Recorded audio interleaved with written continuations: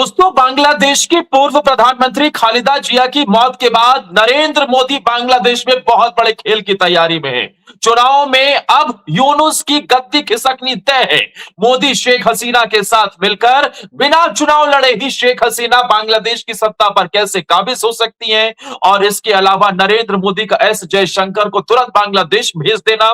वहीं दूसरी तरफ बांग्लादेश के राजदूत का भारत से आधी रात देश छोड़कर बांग्लादेश जाना किस तरीके की सिचुएशन है, इसे ही समझेंगे। हमारे साथ इंटरनेशनल मामलों के एक्सपर्ट, कई किताबें लिख चुके हैं और दुनिया के जो राष्ट्र दुनिया भर में जो चल रहा है उसके मामले में इनसे ज्यादा जानकारी किसी के पास भी नहीं होगी। सर, बहुत बहुत स्वागत है आपका। नमस्कार, जय हिंद, धन्यवाद। सर, आज ही एक खबर आई कि बांग्लादेश की पूर्व प्रधानमंत्री और पहली महिला प्रधानमंत्री खालिदा जिया की मौत हो गई, और उसके बाद से ही अब चर्चाएं इस बात की हो रही हैं कि खालिदा जिया की मौत के बाद भारत के नेताओं ने, दुनिया के नेताओं ने, सबने शोक संदेश दिया है। लेकिन इसका भारत पर किस तरीके का इंपैक्ट पड़ेगा, यूनुस किस तरीके से उसके लिए एक खतरे की घंटी बज गई है। देखिए, खालिदा जिया की मौत के बाद इस समय पुरानी पीढ़ी के जो दो बड़े नेता थे, शेख हसीना और खालिदा जिया, दोनों बांग्लादेश में अब नहीं हैं। तो ऐसी स्थिति में बांग्लादेश में एक बड़ा शून्य पैदा हुआ है। खालिदा जिया का जो बेटा है उसकी पार्टी को इसमें सहानुभूति मिल सकती है और वह जो है एक प्रकार से विजयी पार्टी के रूप में आ सकती है, इसकी संभावना बन रही है। भारत सरकार का यही रवैया है कि बांग्लादेश में निरापद ढंग से बिना किसी हिंसक घटना के चुनाव संपन्न हो जाएं। जो भी राजनीतिक दल सत्ता में आए, भारत सरकार चाहती कि वह उसके साथ बातचीत करेगी, संवाद करेगी, उसके साथ अच्छे रिश्ते बनाएगी। और बांग्लादेश जो गलत रास्ते पर चला गया है, कट्टरपंथियों के प्रभाव में आ गया है, आईएसआई के प्रभाव में आ गया है, चीन के प्रभाव में आकर के कहीं न कहीं अपना ही नुकसान कर रहा है और उसकी जीडीपी लगातार गिरती जा रही है। उसकी अर्थव्यवस्था और व्यापार पर जो बुरा प्रभाव पड़ रहा है, उससे बांग्लादेश को भारत ही उबार सकता है। और जब कोई नई राजनीतिक पार्टी सत्ता में आती है, चुनी हुई पार्टी आती है, तो वह बहुत सारे पक्षों पर विचार करती है। वह मोहम्मद यूनुस की तरह कट्टरपंथियों के दबाव में केवल निर्णय नहीं लेगी। ऐसी स्थिति में जो भी पार्टी आएगी, ये मानकर चलिए कि वह भारत के साथ अच्छा रिश्ता रखेगी और निश्चित रूप से उससे बांग्लादेश का भविष्य सुधरेगा, उसकी जो चुनौतियां हैं थोड़ी कम होंगी। मतलब आप भी सर ये मानकर चल रहे हैं कि यूनुस तो नहीं आने वाला है सत्ता में? यूनुस का तो कोई प्रभाव ही नहीं हो, तो उनका तो एक प्रकार से वो तो आरोपित सत्ताधीश हैं, उनको तो ला करके जबरन बैठा दिया गया है। तो उनकी पार्टी तो कोई कहीं लड़ाई में है ही नहीं। खालिदा जिया की जो पार्टी है, उनके पुत्र के नेतृत्व में, वही जो है सत्ता में आने की संभावना रख रही है। अब उसमें ये देखना है कि अगर अंदर की लहर जो है शेख हसीना के पक्ष में है, शेख हसीना की पार्टी को चूंकि चुनाव ही नहीं लड़ने दिया जा रहा है, तो ऐसी स्थिति में अगर निर्दलीय के रूप में, जैसे इमरान खान के लोग निर्दलीय के रूप में जीत कर आए और बाद में उनकी पार्टी में के समर्थन में आए, तो उस ढंग से अगर शेख हसीना का कोई अंदर से बड़ा प्रभाव और खेल है तो सत्ता में एक नई उपस्थिति ला सकता है। अन्यथा जो समीकरण अभी दिखाई दे रहे हैं वह यही है कि खालिदा जिया का बेटा जो है उसकी सरकार बन सकती है। उसी दिशा में सब कुछ जाता हुआ दिखाई दे रहा है।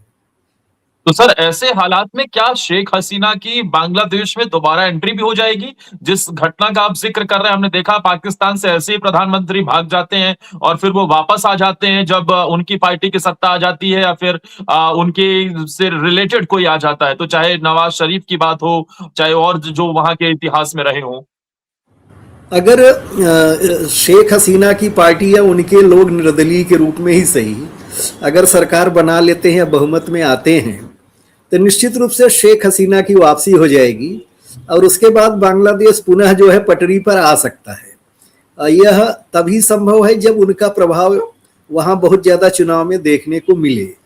अभी तक जो बांग्लादेश के मीडिया के माध्यम से जो खबरें आ रही हैं, वहाँ की जनता में जो कुछ हो रहा है, कट्टरपंथी जिस ढंग से पूरी सरकार पर हावी हैं, उसको देखते हुए हो सकता है कि वहाँ का जो आम जन हो, जो पूरे देश के इतिहास को और भविष्य को सही संदर्भ में समझ रहा हो सकता है कि उनके उसके मन में कट्टरपंथियों के विरोध में एक अंदर से आग जल रही हो और वह चुनाव में जो है परिणाम दे और वो शेख हसीना के पक्ष में जाए। लेकिन यह एक संभावना है जो ऊपर ऊपर जो चर्चा है और जो सतह पर दिखाई दे रहा है वह कहीं न कहीं खालिदा जिया के बेटे के पक्ष में ही दिखाई दे रहा है। यह स्थिति जो है स्पष्ट है। सर खालिदा जिया की आज चर्चा बहुत हो रही है, लेकिन जब इनके बारे में पढ़ो तो ये खबरें समझ आती हैं कि खालिदा जिया भी कोई बहुत बड़ी शांति की दूत नहीं थी। इनके बारे में जो लोग नहीं जानते हैं उन्हें आप क्या कहना चाहेंगे, और खालिदा जिया किस तरीके की प्रधानमंत्री वहां पर थी? क्योंकि खबरें ऐसी देखिए थी कि प्रणब दा से तो उन्होंने मिलने से भी इनकार कर दिया था। जी, खालिदा जिया जो हैं वही कट्टरपंथ को बढ़ावा देने वाली प्रधानमंत्री के रूप में बांग्लादेश में आती हैं और बांग्लादेश की निरपेक्ष सरकार को उन्होंने सबसे ज़्यादा जो है पटरी से उतारने का कार्य किया। उसकी जो धर्मनिरपेक्षता थी उसे समाप्त करने का कार्य उनके समय ही हुआ। उसे बाद में शेख हसीना ने काफ़ी सुधारा, लेकिन जो कट्टरपंथ का बीज उनके समय बोया गया वह अब फल दे रहा है, एक प्रकार से वृक्ष बन गया है। तो ऐसी स्थिति में जो है कहीं न कहीं खालिदा जिया के प्रति अंतर्राष्ट्रीय जगत में कोई सम्मान नहीं है और जिस ढंग से उनके मृत्यु के बाद भी लोगों के मन में सम्मान का भाव आना चाहिए वह नहीं दिखाई देता। लेकिन चूंकि कट्टरपंथ इस समय बांग्लादेश पर हावी है और अगर कट्टरपंथ के प्रभाव में ही चुनाव होता है और उनकी चलती है तो कहीं न कहीं उनका बेटा जो है विजयी बन करके आ सकता है। और अगर समझदारी दिखाती वहाँ के परिपक्व लोग बांग्लादेश के भविष्य को लेकर के चलते हैं, उस पर ध्यान देते हैं, तो शेख हसीना से जुड़े हुए लोग सत्ता में आ सकते हैं। संभावना भी दोनों बनी हुई है, लेकिन अब जब चुनाव 15 फरवरी को संपन्न हो जाएगा उसके बाद ही यह चीज स्पष्ट हो पाएगी। सर अगर खालिदा जिया यानी कि बीएनपी पार्टी है, अगर बीएनपी जी सत्ता में आती है तो भारत के साथ किस तरीके के हालात हो सकते हैं और भारत के लिए वो सिचुएशन कैसी होगी? देखिए, अभी अगर खालिदा जिया की पार्टी भी आती है तो भारत के लिए कोई चुनौती नहीं है। बांग्लादेश इस समय बहुत बड़े संकट से गुजर रहा है, आंतरिक संकट उसका बहुत बड़ा हुआ है। आप देख रहे हैं कि इस समय कट्टरपंथी जिस ढंग से हिंदुओं पर हमला कर रहे हैं, उनकी संपत्ति पर हमला कर रहे हैं, जिसके कारण बांग्लादेश की छवि जो है अंतर्राष्ट्रीय जगत में खराब हुई है। दूसरी बात आप देख रहे हैं कि बांग्लादेश की अर्थव्यवस्था चौपट हो रही, जीडीपी जो काफ़ी आगे रहती थी वह बहुत नीचे आ गई है, 4% के भी नीचे आ गई है। बांग्लादेश का जो कपड़ा का व्यवसाय था वह पूरी तरह से प्रभावित हुआ है, उसका निर्यात प्रभावित हुआ है। बांग्लादेश आज भी सस्ते दामों पर भारत से हाथ जोड़ करके चावल मंगा रहा है। तो भारत ही हर प्रकार से बांग्लादेश की मदद करता रहा है और वहाँ के सारे राजनीतिक दल जानते हैं। इसलिए खालिदा जिया की पार्टी भी अगर सत्ता में आती है तो वह मोहम्मद यूनिस जितनी कट्टरता नहीं दिखाएगी, वह भारत के साथ जो है कहीं न कहीं संबंध सुधारने का प्रयास करेगी। क्योंकि कोई भी राजनीतिक दल जो सत्ता में आएगा वो इतना तो जानता है कि चीन और पाकिस्तान के भरोसे उसके देश का विकास नहीं हो सकता, उसकी शांति और सुव्यवस्था सुरक्षित नहीं हो सकती, उसका भविष्य खतरे में पड़ सकता है। इसलिए भारत के बगैर जो है उनका अस्तित्व ही एक प्रकार से नहीं बन सकता। सर आप बार-बार चीन और पाकिस्तान का जिक्र कर रहे हैं। जिस देश को जी। भारत ने बनाया, जिस देश को आगे बढ़ाने का काम भी भारत ने किया, क्या वो अब चीन और पाकिस्तान यानी कि आईएसआई और चीन का, क्या वो अब एपिसेंटर बन गया है? क्या वो अड्डा बना दिया यूनुस ने उसे? मोहम्मद यूनिस ने बांग्लादेश का सबसे ज़्यादा नुकसान किया। अभी तक बांग्लादेश के दूसरे नेताओं ने उसके निर्माण में जो भूमिका निभाई थी उसको एक प्रकार से खत्म करने का कार्य मोहम्मद यूनिस ने किया है। ऐसी स्थिति में आपने देखा कि पिछले 3 सालों में विशेष करके शेख हसीना के जाने के बाद आईएसआई वहाँ बहुत अच्छी तरह से हावी है। चीन को भारतीय चिकन नेक के निकट जो है बांग्लादेश हवाई अड्डा बनाने की अनुमति दे रहा है। चीन का भी काफ़ी हस्तक्षेप बांग्लादेश में बढ़ा है। चीन का हस्तक्षेप जो है म्यांमार में भी बढ़ा है। चुनाव जो म्यांमार में हो रहा है उसमें भी अमेरिका उसे मजाक बता रहा है, लेकिन चीन उस चुनाव को सफल बनाने में लगा है कि वह दिखाए कि वहाँ जो चुनी हुई सरकार है वो चीन के प्रभाव में है, चीन के वहाँ उसके अपने हित हैं। कहीं न कहीं भारत के पड़ोसियों में चीन देखता है कि कौन भारत का विरोधी है या विरोधी हो सकता है, तो चीन उन राष्ट्रों से मित्रता बढ़ाता है और उनके माध्यम से भारत विरोधी गतिविधियों को कहीं न कहीं बढ़ावा देता है। तो इस दृष्टि से भी चीन को लेकर के हमें सतर्क रहने की जरूरत है और बांग्लादेश को भी समझना होगा कि जिस पाकिस्तान से उनको आज़ादी मिली, अगर उसी पाकिस्तान के साथ वो फिर जाएंगे तो बर्बाद हो जाएंगे, उनका पूरा का पूरा भविष्य ही चौपट हो जाएगा। उसके बाद उनका जो खुद का भौगोलिक अस्तित्व है वह भी संकट में पड़ सकता है, क्योंकि वह हमारे चिकन नेक की बात करते हैं, लेकिन उनके खुद ही 2 चिकन नेक है जिसे भारतीय सेना 1 घंटे की नोटिस पर जो है साफ कर सकती है। तो ये सारी चीजें कहीं न कहीं उनकी सेना तो समझती है, लेकिन उनके कट्टरपंथी नहीं समझते हैं। वो जिस ढंग के नारे देते हैं आजकल और बृहत्तर बांग्लादेश की बात करते हैं, तो उनको सोचना चाहिए कि वो कहाँ बात कर रहे हैं, किसके संदर्भ में बात कर रहे हैं और किस देश से भिड़ने के बारे में बात कर रहे हैं। कहीं न कहीं अवकाश से कई हजार गुना जब ज्यादा बड़ी बात करने लगते हैं तो वह हास्यास्पद हो जाता है, उसकी गंभीरता समाप्त हो जाती है।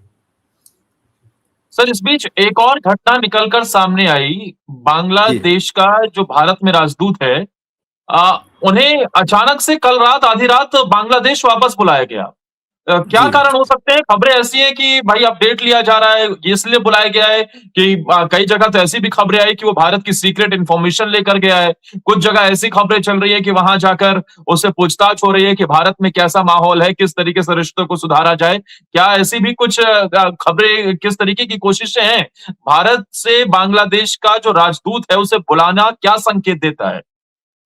देखिए, कई बार ऐसा होता है कि विशेष परिस्थितियों में राजदूत को वापस बुलाया जाता है। तो बुलाने के पीछे 2 कारण हो सकते हैं। एक तो भारत में क्या माहौल है और उसके बारे में जानकारी प्राप्त करना है, और जो भी राजदूत यहाँ थे उनको इतना तो मालूम है कि भारत में इस समय बांग्लादेश के प्रति बहुत ज़्यादा आक्रोश है। जिस ढंग से चंद दास को मारा गया या और दूसरे हिंदुओं को जलाया गया, लोगों के घरों में आग लगाई गई, लोगों की संपत्ति को नुकसान पहुंचाया गया, तो उसको लेकर निश्चित रूप से एक बड़ा आक्रोश है। और उस आक्रोश की अभिव्यक्ति जो है, आपने देखा होगा कि बांग्लादेश उच्चायुक्त के सामने मोर्चा भी निकाला बजरंग दल ने और विश्व हिंदू परिषद ने। कहीं न कहीं संदेश सोशल मीडिया के माध्यम से भी आप देख रहे होंगे कि लगातार जा रहा है कि बांग्लादेश को अपना रवैया बदलना होगा, नहीं तो उसका भविष्य चौपट हो सकता है। ये बात तो उनको स्पष्ट है। भारत से उनको कौन सी सूचना मिलेगी? अगर आंतरिक सूचना या कूटनीतिक सूचना की बात करें तो भारत अगर कोई कार्रवाई करेगा तो जब उसको करनी होगी तो कर लेगा, उनको मालूम भी नहीं पड़ेगा। जिस ढंग से हमने आज तक बहुत सारे ऑपरेशंस को अंजाम दिया है, चाहे ऑपरेशन सिंदूर की ही बात क्यों न हो, तो इसलिए उस ढंग की तो कोई सूचना वो अर्जित कर लेंगे, ये संभव नहीं है। दूसरी बात यह है कि वह ज़्यादा से ज़्यादा यही वहाँ समझाने का प्रयास कर सकते हैं कि बांग्लादेश को अपना रवैया बदलना होगा, भारत विरोधी बयानों से बचना होगा, तभी जाकर के दोनों देश के संबंध पटरी पर आ सकते हैं। और जो समझदार व्यक्ति है, यथार्थवादी व्यक्ति है, जिसकी व्यावहारिक नीति है या व्यावहारिक दृष्टिकोण है, वह इतना तो समझेगा कि जिस देश पर उसका सब कुछ निर्भर है, उस देश के साथ शत्रुतापूर्ण व्यवहार करके अपने को कैसे आगे बढ़ा सकता है। वो अपने अस्तित्व को ही कहीं न कहीं संकट में डालता है, और यह बात बांग्लादेश के जो प्रबुद्ध जन है उनको भी समझ में आ रही है। सर, इस तरीके की सिचुएशन में हर एक खबर बहुत बड़ी बन जाती है। अब जी, वैसे तो एस जयशंकर कई देशों के दौरे पर जाते हैं, लेकिन खालिदा जिया की जो अंतिम यात्रा है उसमें शामिल होने के लिए मोदी एस जयशंकर को भेज रहे हैं। तो जी, जी। ये किस तरीके की मैसेजिंग का प्रयास है? क्योंकि जब दोनों देशों के बीच में रिश्ते तनावपूर्ण हैं, तब एस जयशंकर का वहां जाना क्या बताता है? क्या कैसे समझते हैं आप इसे सर? देखिए, भारत की विदेश नीति जो है बहुत परिपक्व है, यथार्थवादी है और व्यावहारिक सोच पर आधारित है। भारत मतलब छोटी-मोटी घटनाओं के आधार पर कभी प्रतिक्रिया नहीं देता, जो एक बड़े देश का लक्षण है, एक बड़ी शक्ति का लक्षण है। चूँकि हम विश्व की चौथी सबसे बड़ी अर्थव्यवस्था और सैन्य शक्ति हैं, इसलिए हमको कहीं न कहीं एक वैश्विक शक्ति के रूप में ही व्यवहार करना है। यह शिष्टाचार का तकाजा है कि अगर कोई बड़ा नेता किसी देश का गुजरा है, वो पूर्व प्रधानमंत्री रहा है, भले हमारे पक्ष में रहा हो या ना रहा हो, उसके निधन पर उसके अंतिम संस्कार में शामिल होने की परंपरा रही है। और भारत यहाँ भी अपने बड़े भाई होने का या अभिभावक होने का एक प्रकार से कर्तव्य निभा रहा है कि वह अपने विदेश मंत्री को भेज रहा है और उनको सही संदेश दे रहा है कि हमारी तरफ से कोई गड़बड़ी नहीं है, अगर आप लोग सही रास्ते पर आ जाए तो हमारे संबंध जो है पुनः पटरी पर लौट सकते हैं और हम एक दूसरे के लिए फिर से सहयोगी भूमिका में आ सकते हैं। इसमें एक दूसरा संदेश यह है कि खालिदा जिया के बेटे को भी एस जयशंकर मिलेंगे, उसे सांत्वना देंगे और उसको समझाने का प्रयास करेंगे कि अगर आप बांग्लादेश के भविष्य को संवारना चाहते हैं, अगर आप चुनाव में विजयी होना चाहते हैं, तो कहीं न कहीं बांग्लादेश को कट्टरपंथियों के हाथ में जाने से रोकना होगा। इसमें बहुत सारा संदेश है और एक संदेश यह भी है कि चीन पाकिस्तान कुछ भी करे, अंत में बांग्लादेश पर नियंत्रण और प्रभाव जो है भारत का ही रहने वाला है। सर ऐसे सिचुएशन में एस जयशंकर जा रहे हैं, वहां पर मोहम्मद यूनुस से भी क्या लग रहा है आपको मुलाकात संभव होगी? जब पूरा देश मोदी, एस जयशंकर और साथ ही भारत के रक्षा मंत्री राजनाथ सिंह भारत की फोर्सेस पर निगाहें टिकाए हुए हैं कि भाई बांग्लादेश में हिंदुओं के साथ अत्याचार हो रहा है और भारत की सरकार से कार्रवाई की उम्मीद है। ऐसे में क्या एस जयशंकर यूनुस से मिल सकते हैं? क्या उसे हड़का सकते हैं कि कोई ऐसी घटना हुई तो भारत नक्शे से साफ कर देगा बांग्लादेश को? देखिए, भारत जो है आक्रामक देश नहीं रहा है और भारत यहाँ भी कूटनीतिक तरीके से ही निपटेगा। भारत का पहला प्रयास यही कि बांग्लादेश में जो है निरपवाद ढंग से चुनाव संपन्न हो जाए, क्योंकि जब तक चुनी हुई सरकार नहीं आएगी तब तक भारत सरकार बांग्लादेश के साथ कोई बड़ा समझौता या बातचीत करने के लिए तैयार नहीं है। मोहम्मद यूनुस को मिल करके वह भारत सरकार के रवैये को, मोदी जी के संदेश को दे सकते हैं, लेकिन ये मानकर चलिए कि भारत सरकार चुनाव को पटरी से नहीं उतारना चाहेगी, इसलिए ऐसी परिस्थिति में चुनाव तक भारत कोई कार्रवाई नहीं करेगा, ये स्पष्ट है। ये जो कार्रवाई हुई या जो हादी मारा गया, इसमें कहीं न कहीं आईएसआई का हाथ है। आईएसआई नहीं चाहती थी कि बांग्लादेश में निष्पक्ष चुनाव हो जाए, वह बांग्लादेश के चुनाव को प्रभावित करना चाहती है। तो भारत वह नहीं चाहता है, भारत यही चाहता है किसी तरह से चुनाव हो जाए, जो भी पार्टी आए हम उसके साथ निपट लेंगे, क्योंकि वह चुनी हुई पार्टी होगी तो वह जनता की आकांक्षाओं को समझेगी, जनता के दबाव को समझेगी, वह पॉलिटिकल प्रेशर को समझेगी, प्रेशर की राजनीति को समझेगी। तो इस दृष्टि से भारत बांग्लादेश के चुनाव को देख रहा है। हमें अगर कोई कार्रवाई करनी होगी तो हम सही समय पर कार्रवाई करेंगे और जब कर लेंगे तब उनको सूचना मिलेगी, ये मालूम पड़ेगा। लेकिन चुनाव तक हम लोग कभी किसी ढंग की कोई बड़ी कार्रवाई नहीं करना चाहते। हम यही चाहते हैं कि पहले वहाँ चुनाव हो जाए, चुनाव होने के बाद ही जो है भारत के लिए एक मार्ग प्रशस्त होता है कि हम चुनी हुई सरकार के साथ सम्मान पूर्वक बात करें।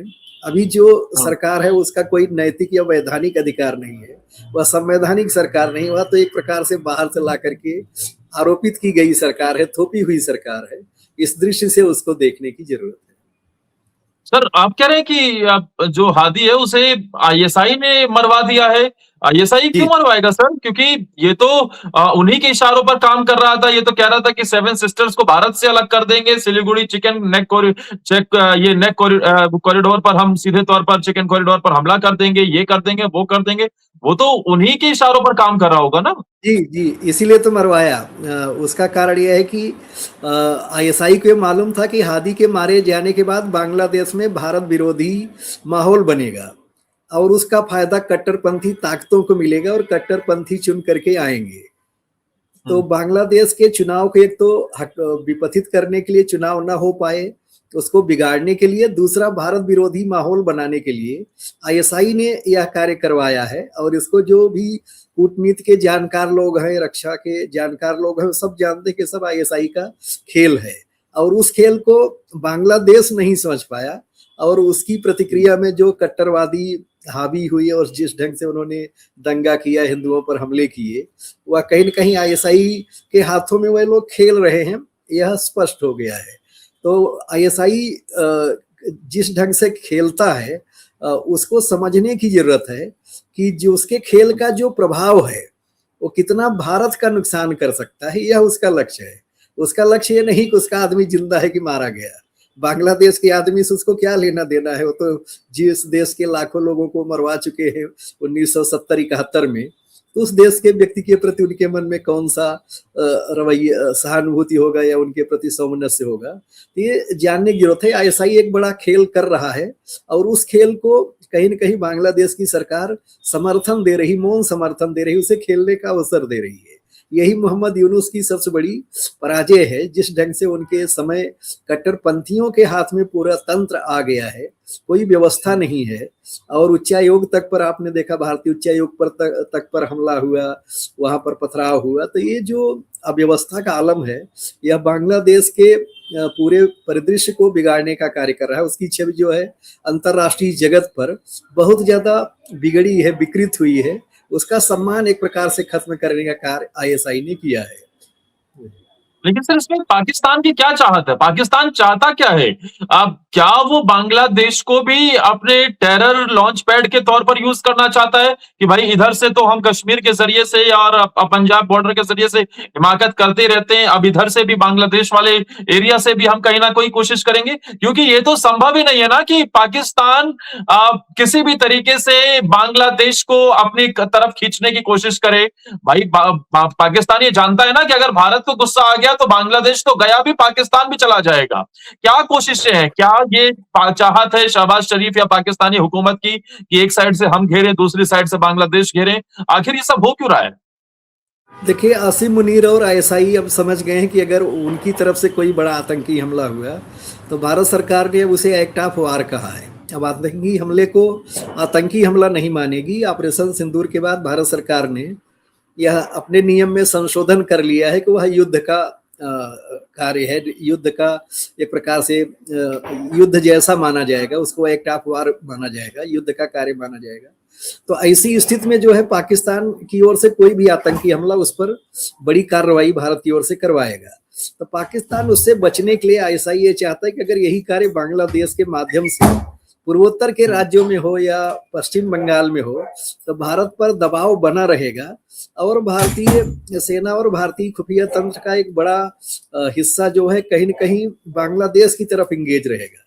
तो भारत की शक्ति को बटाने के लिए, भारत को परेशान करने के लिए यह ISI और वहाँ की सेना का खेल है, जिसको बहुत कम लोग समझ पा रहे हैं। और इसीलिए बांग्लादेश में कट्टरपंथी जो 2 साल में हावी हुए, वहाँ जो जिस प्रकार की स्थिति आई है, भारत विरोधी जो माहौल बना है, तो उसमें ISI और पाकिस्तानी सेना की बड़ी भूमिका है। अब तो पाकिस्तान के सेना अधिकारी भी बांग्लादेश जा रहे हैं, बांग्लादेश के सैन्य अधिकारी पाकिस्तान जा रहे हैं। तो काफी कुछ इस बीच में जो बदलाव देखने को मिल रहा है, यह उनका एक बड़ा खेल है और वो जानते हैं कि इस खेल में भी उनको कोई बड़ी सफलता मिलने वाली नहीं है, लेकिन छोटी मोटी सफलता उनको यही मिल सकती है कि एक भारत विरोधी माहौल जो है बांग्लादेश में लंबे समय तक कायम कर सकते हैं। और दूसरी तरफ भारत की तरफ से भी आज गृह मंत्री अमित शाह ने भी बंगाल में सर इस बात का ऐलान कर दिया कि घुसपैठियों के खिलाफ तो बड़ा एक्शन पूरी दुनिया देखेगी, ऐसा एक्शन लिया जाएगा कि हर कोई याद रखेगा। लेकिन इस बात का सवाल था कि बांग्लादेश में जो हिंदू रह रहे हैं, वो भारत जो आए हैं या फिर आना चाह रहे हैं, उनका क्या किया जाए? तो उन्होंने कहा कि हिंदू शरणार्थियों को भारत में कोई छू तक नहीं सकता, उसके लिए भारत की सरकार बैठी है। इस स्टेटमेंट को सर कैसे देखते हैं? क्या ये संदेश चला गया है कि अगर हिंदू आना चाहे भारत तो उनकी एंट्री है, कोई परेशानी नहीं होगी?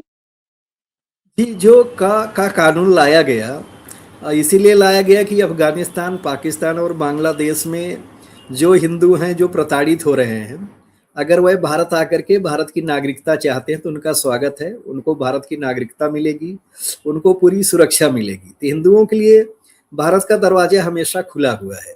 जो बांग्लादेशी घुसपैठिए और जो म्यांमार से बांग्लादेश के माध्यम से रोहिंग्या आते हैं, वह भारत की सुरक्षा के लिए और भारतीय अर्थव्यवस्था के लिए बहुत बड़ा खतरा बन गए हैं, जिनकी संख्या इस समय करोड़ों में है। तो ऐसे घुसपैठियों को जब तक हम वापस नहीं करते, भगाते नहीं हैं, तब तक देश का जो डेमोग्राफी है, जो जनसंख्या का अनुपात है, वह भी बहुत सारी जगहों पर बिगड़ा है। आपने देखा कि सर आने के बाद किस प्रकार से मालूम पड़ रहा है कितने फर्जी वोटर हैं और कितने उसमें बांग्लादेशी और रोहिंगा हैं। तो यह एक निश्चित रूप से बहुत बड़ी जांच पड़ताल का विषय और पूरे देश में चल रहा है।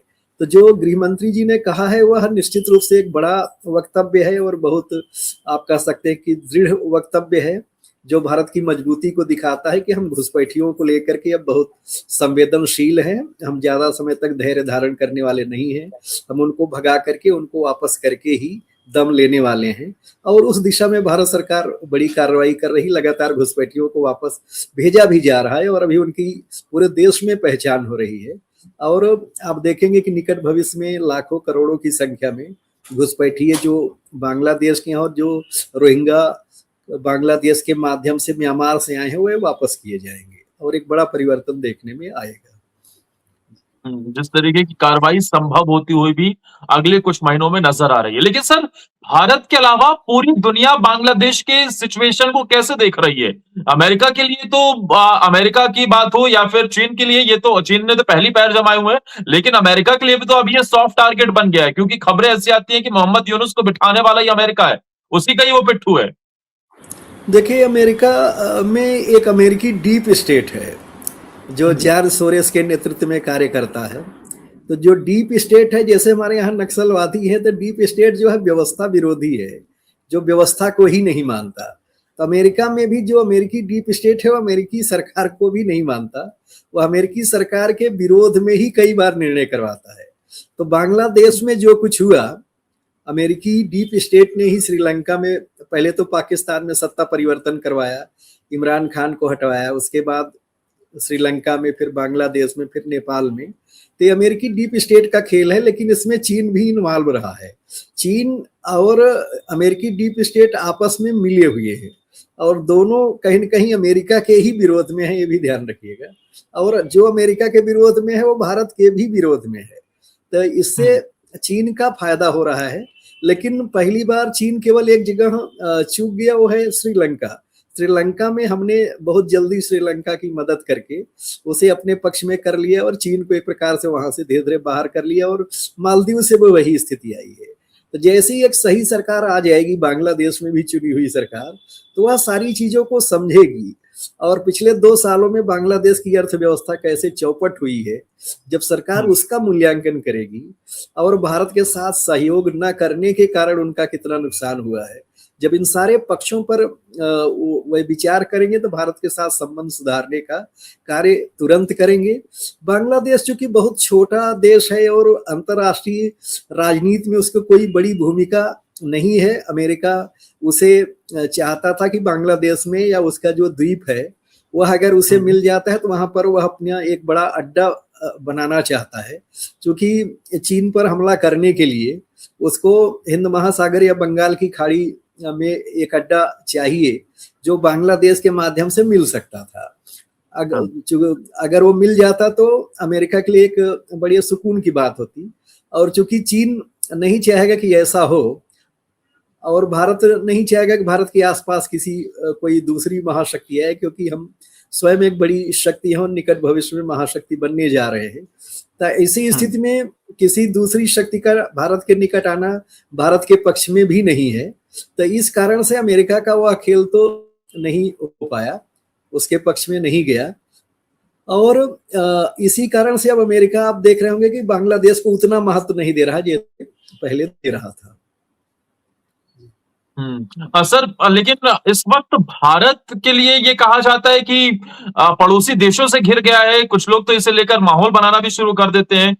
चीन, पाकिस्तान, नेपाल, मालदीव, श्रीलंका, अफगानिस्तान, इन सब देशों में जो हालात हैं वो भारत के लिए कैसे नजर आते हैं? क्योंकि ये सिचुएशन साउथ एशिया को अस्थिर करने की कोशिश है। क्या टारगेट असल में भारत ही है इन सब छोटे छोटे देशों के जरिए से?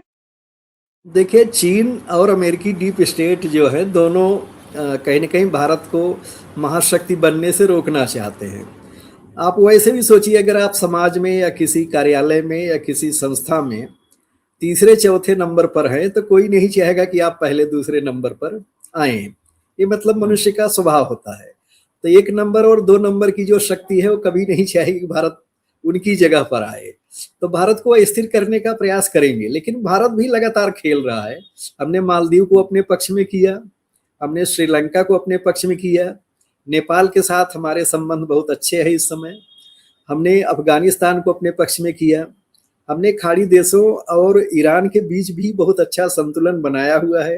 ईरान भी हमारा मित्र है और खाड़ी देश लगभग सारे हमारे मित्र हैं। हमने आसियान के देशों के साथ अच्छी मित्रता बना रखी है। तो कहीं न कहीं जो चीन का खेल है उस खेल में हम पिछड़ गए हों ऐसा नहीं है। दूसरी बात, चीन जो सैन्य धरातल पर स्ट्रिंग ऑफ पल्स जिसको मोतियों की माला कहते हैं, भारत को घेरने के लिए चला रहा था। जैसे कोको आइलैंड जो है म्यांमार का, फिर चटगांव को बांग्लादेश का ले रहा था, बनटोटा श्रीलंका का, फिर इधर ग्वादर बंदरगाह पाकिस्तान का।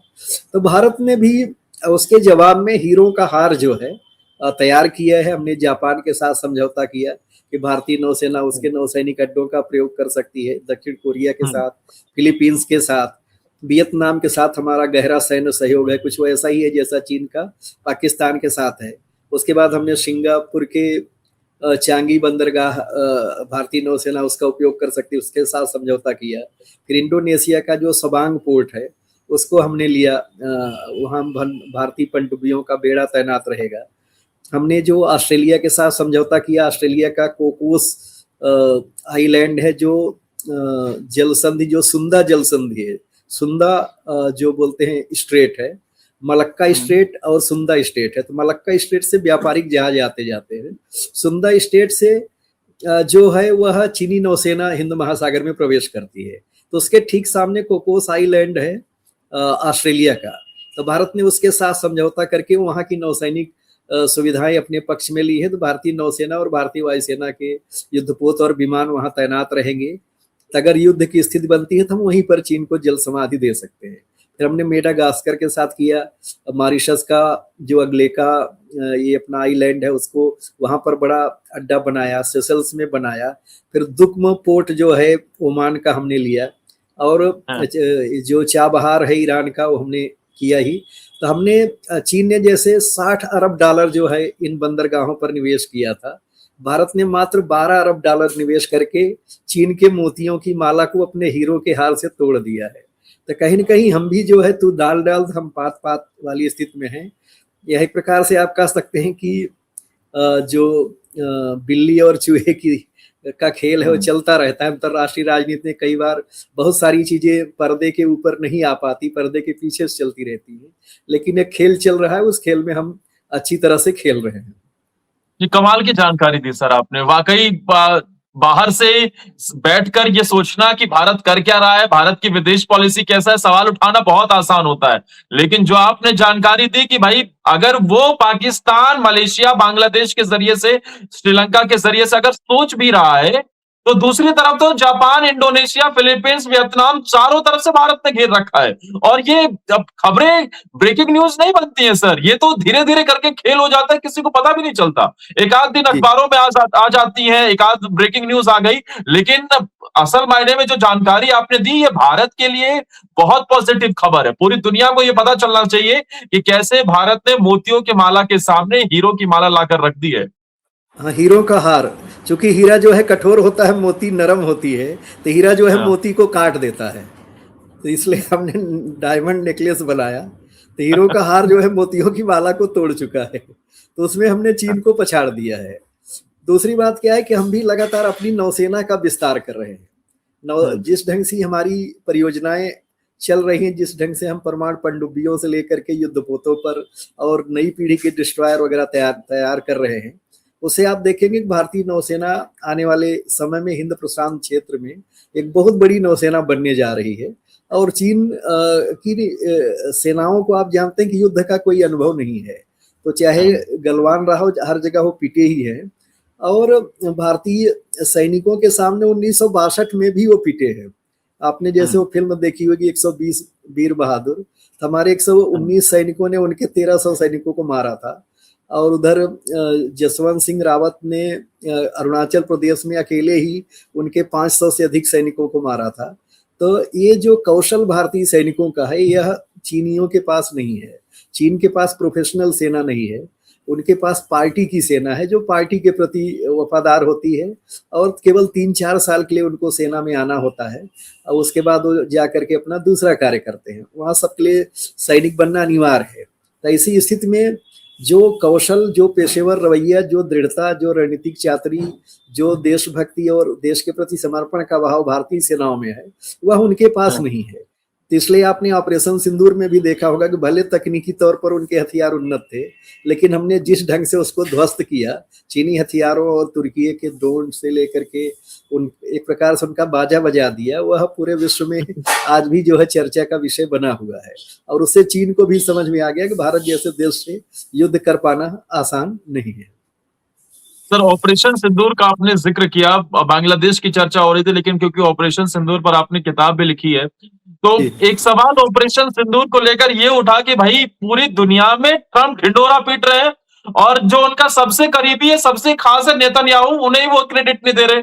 खबरें ऐसी आई कल रात से ही चल रही है कि नेतन्याहू के सामने ट्रम्प का गुस्सा भड़क गया कि भाई आपने भारत पाकिस्तान युद्ध के मामले में ये क्यों नहीं बोला कि अमेरिका ने करवाया है, ट्रम्प चचा ने ही ये युद्ध रुकवाया है। कोई मानने को तैयार नहीं है और वो पूरी दुनिया में अपना झूठा बाजा बजा रहे हैं।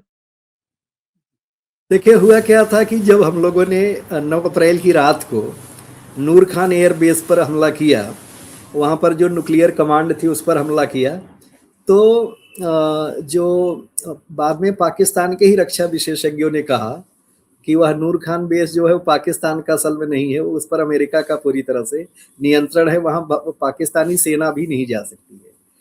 तो लगभग 3:30 बजे जो है आसिम मुनीर ने वहाँ के विदेश मंत्री को फोन किया था 9-10 मई की रात को, और उनको बताया कि भाई हमारा तो उन्होंने लगभग 10-11 एयरबेस नष्ट ही किया, हमारा तो बहुत नुकसान किया है, आपका भी नहीं छोड़ा है, इसलिए आप जल्दी से रुकवाइए क्योंकि हम अब प्रतिक्रिया नहीं कर सकते, हमारे पास कोई एयरबेस ही नहीं बचा जहाँ से हमारे विमान उड़ान भर सके। तो ऐसी स्थिति में जब पाकिस्तान के पास हमला करने की शक्ति ही नहीं बची, तब उनके विदेश मंत्री ने एस जयशंकर को फोन किया और जयशंकर साहब ने कहा कि भारत सरकार का यह दृढ़ निश्चय है कि हम पाकिस्तान के साथ बातचीत सरकार के स्तर पर नहीं करेंगे, अगर उनको युद्ध विराम चाहिए तो वह हमारे डीजीएमओ से बात करें।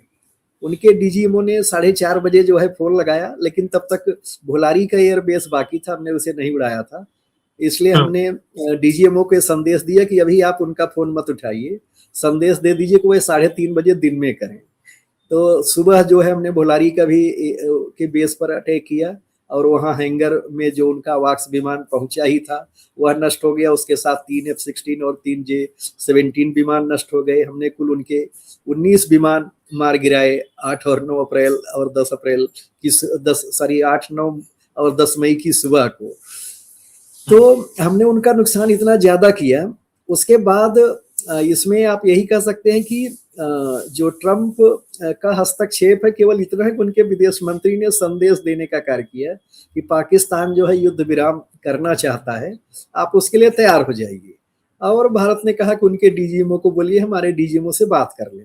अब इसी को चाहे आप उनको क्रेडिट देना चाहें या न देना चाहें, यही उनकी भूमिका है और ट्रम्प इसी को मानकर चलते हैं कि उन्होंने युद्ध विराम कराया। युद्ध विराम इसलिए नहीं हुआ, युद्ध विराम इसलिए हुआ कि पाकिस्तान की हैसियत ही अब तब युद्ध लड़ने की नहीं बची थी। वो 841 मिसाइलें और 1775 ड्रोन से भारत पर हमला कर चुका था, जिसे भारत ने 8 और 9 मई की रात को पूरी तरह से निरस्त कर दिया था, सबको ध्वस्त कर दिया था। उसका एक हमला भी सफल नहीं हुआ। हमारे राष्ट्रीय सुरक्षा सलाहकार अजीत डोवाल जी ने कहा था कि भारत का एक कांच का टुकड़ा भी टूटा हो, कोई उसका वीडियो या फोटोग्राफ दे दे तो मैं मान जाऊंगा। तो पहला युद्ध ऐसा था जहां हमने पाकिस्तान पर सटीक हमले किए, उनको अपने निशाने पर लिया और जो जहां चाहा वहां उस टारगेट को हमने नष्ट किया और उनका एक भी जो है हमला हमारे ऊपर नहीं आया, हमने उसको हवा में ही ध्वस्त कर दिया। इस ढंग से हमने पूरा अपना बचाव भी किया। तो यह एक अलग ढंग का तकनीकी धरातल पर लड़ा गया हाइब्रिड युद्ध था, जिसमें हमने अपने आप को बहुत आगे सिद्ध किया। तो इस दृष्टि से इस घटना को देखने की जरूरत है। अब ट्रम्प तो कंबोडिया और थाईलैंड के बीच भी क्रेडिट लेना चाहते हैं कि युद्ध विराम कराया, इजराइल और ईरान के बीच भी लेना चाहते हैं, उनको नोबेल पुरस्कार चाहिए।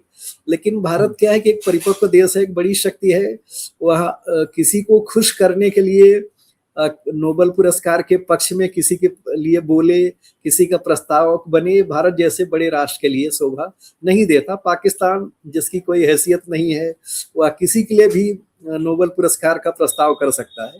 लेकिन भारत जैसे मजबूत और बड़ी शक्ति के लिए, एक परिपक्व राष्ट्र के लिए, एक आप कह सकते हैं हजारों वर्ष पुराने राष्ट्र के लिए जो है यह उसकी हैसियत के हिसाब से, उसके छवि के हिसाब से सही नहीं है।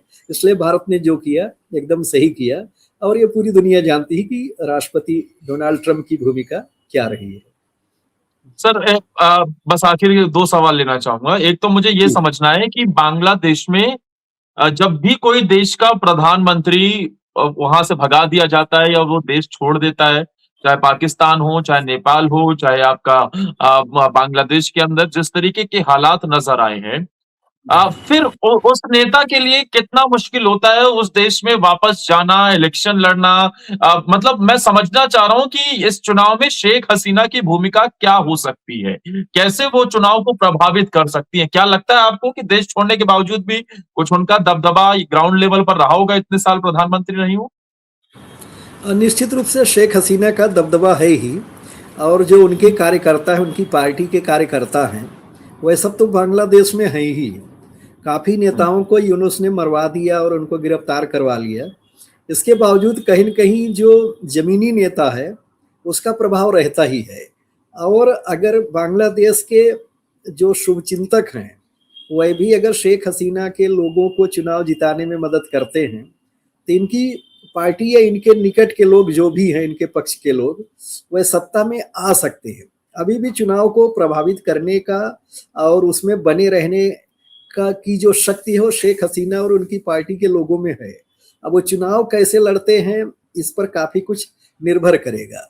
कट्टरपंथ का एक उबाल है, एक उभार है, लेकिन जिस ढंग से मीडिया के लोगों पर और मीडिया के कार्यालयों पर भी आपने देखा कि वहाँ के कट्टरपंथियों ने हमला किया, तो बांग्लादेश का मीडिया भी नहीं चाहेगा किसी प्रकार का कट्टरपंथ जो है सत्ता में आए और बांग्लादेश को मटिया मेट कर दे, उसका बेड़ा गर्क कर दे। तो इसलिए वहाँ की मीडिया भी ये चाहेगी कि जो आए वो बांग्लादेश के भविष्य को सुरक्षित करे, बांग्लादेश के बड़े भाई पड़ोसी अभिभावक भारत के साथ जो है अच्छा संबंध रखे, और संबंध सुधार करके ही वह अपना विकास कर सकता है।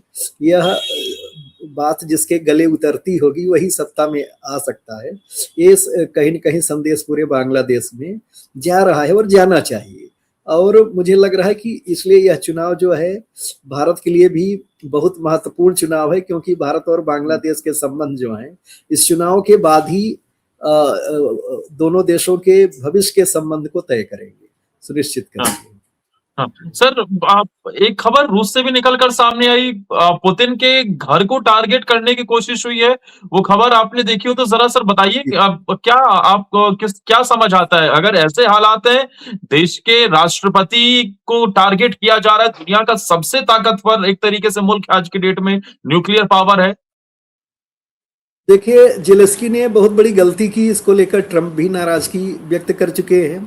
भारत और चीन ने भी पहली बार कहा कि इस ढंग के हमले जो है युद्ध के माहौल को बिगाड़ सकते हैं और शांति की प्रक्रिया को पटरी से उतार सकते हैं। तो जेलेंस्की ने जो 90 ड्रोन भेज करके राष्ट्रपति पुतिन के महल पर, सरकारी आवास पर हमला कराने का असफल प्रयास किया, क्योंकि वहां पर एयर डिफेंस सिस्टम तैनात है, एंटी ड्रोन सिस्टम तैनात है, उसने सारे ड्रोन को मार गिराए।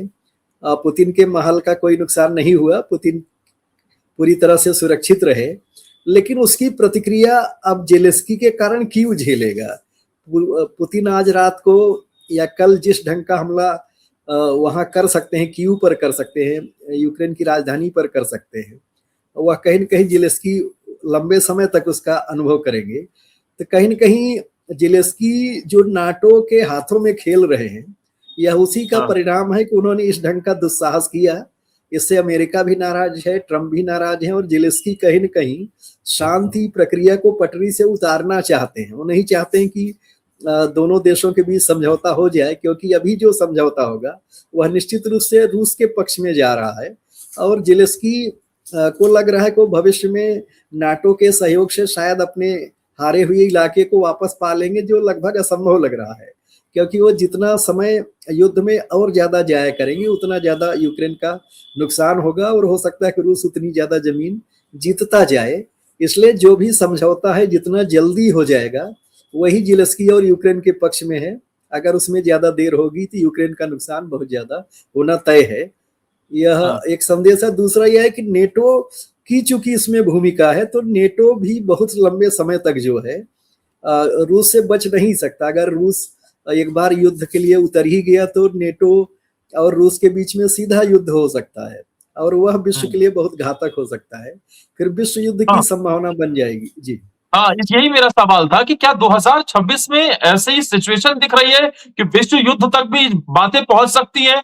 एशिया पहले से ही इफ़ेक्ट दिख रहा है एक बार लगातार जिस तरीके से देशों के अंदर हालात हैं, खाड़ी देशों में बहुत अच्छे हालात नहीं है। उधर जापान और चीन के बीच में रिश्ते लगातार खराब हो रहे हैं, सैन्य ताकतों का इस्तेमाल होने तक की खबरें आ रही हैं और नेटो का ऐसे में सिचुएशन में रूस-यूक्रेन होना, क्या विश्व युद्ध की तरफ पूरी दुनिया बढ़ती हुई दिख रही है सर आपको? देखिए, विश्व युद्ध तो चल ही रहा है, केवल घोषित रूप से नहीं है। पूरा नेटो इन्वॉल्व है रूस के विरुद्ध। इसी प्रकार से इजराइल और ईरान के बीच युद्ध हुआ। भारत और पाकिस्तान के बीच ऑपरेशन सिंदूर ही सही लेकिन 4 दिन का युद्ध हुआ। हुँ, उधर आप देख रहे हैं कि ताइवान को चीन ने घेर रखा है। चूंकि चीन ने जो भविष्य की योजनाएं बनाई हैं उसमें 2027 तक ताइवान को चीन में मिलाना है। अगर अच्छा। 2027 तक मिलाना है तो चीन 2026 में ताइवान पर हमला करेगा।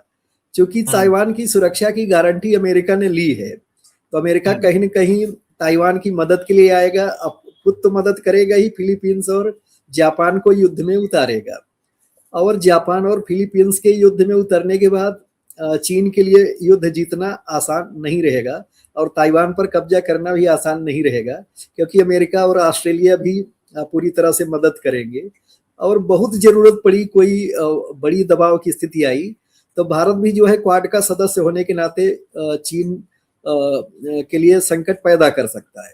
तो ऐसी स्थिति में जी। 2026 जो है यह अगर किसी भी राजनेता ने गलत निर्णय किया या मिसकैलकुलेशन किया तो विश्व युद्ध एक प्रकार से आरंभ हो जाएगा और मुझे लग रहा है कि चीन हर हाल में 2026 में जो है ताइवान पर हुँ, हमला करेगा, जो उसकी नीति है, उसका जो लक्ष्य है। अगर वो ताइवान पर हमला करेगा तो ये भी ध्यान रखिए कि 2040 के पहले वह भारत पर भी हमला करेगा, क्योंकि 2037 से हुँ, 2040 का समय उन्होंने निर्धारित किया है कि अरुणाचल प्रदेश को चीन में मिलाएंगे। जो इस जन्म में अच्छा। संभव नहीं है वो अरुणाचल प्रदेश पर अगर हमला करेंगे तो तिब्बत को अपने हाथ से निकल जाने देंगे, तिब्बत पर को हम आज़ाद करवा देंगे, वही स्थिति है। तो भारतीय सेना के सामने अगर आएँगे तो बर्बाद हो जाएँगे, लेकिन अगर वो ताइवान के साथ करते हैं तो इसका मतलब वो अपनी योजना के अनुसार कार्य कर रहे हैं, जो उन्होंने बना रखा है वह कहीं न हुँ। कहीं भविष्य में भारत के साथ भी होने वाला है। तो इसलिए यह साल जो है, आने वाला साल जो है बहुत ज़्यादा संवेदनशील है विश्व व्यवस्था के लिए, विश्व शांति के लिए और विश्व युद्ध से इस विश्व को बचाने के लिए।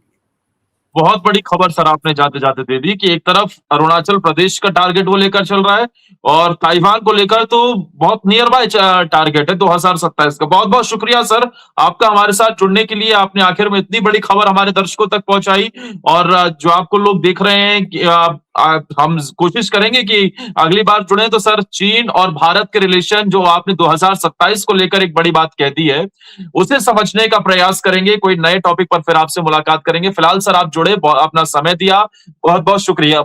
आपकी किताब लॉन्च होने धन्यवाद। वाली है, उसके लिए भी आपको बहुत-बहुत बधाइयाँ हैं, ऑपरेशन सिंदूर के ऊपर। उसपे भी जी, कोशिश करेंगे कि धन्यवाद। कुछ ऐसी बातें जो दुनिया तक नहीं पहुँची है, जो आपने उस किताब में लिखी है, वो पहुँचाई जाए। कुछ अनसुनी कहानियाँ भी उसके ज़रिए से हम जी, पहुँचाने की कोशिश करेंगे। शुक्रिया सर। करुणाशंकर सर आप धन्यवाद। हमारे साथ जुड़े, अपना समय दिया। धन्यवाद। और दोस्तों सर के साथ ये बातचीत आपको कैसी लगी? आप कमेंट सेक्शन में ज़रूर बताइएगा। क्या अब मोदी ने खालिदा जिया की मौत के बाद बांग्लादेश के अंदर एक नया ऑपरेशन लॉन्च कर दिया है। क्या अब मोदी के इशारे पर बांग्लादेश के अंदर खेल होने वाला है और शेख हसीना भारत में बैठकर वहां तख्ता पलट कर सकती है? अपनी राय कमेंट सेक्शन में जरूर दीजिएगा। वीडियो पसंद आई हो तो आप हमारे चैनल को सब्सक्राइब जरूर कर लीजिएगा। धन्यवाद। जय हिंद सर। जय हिंद।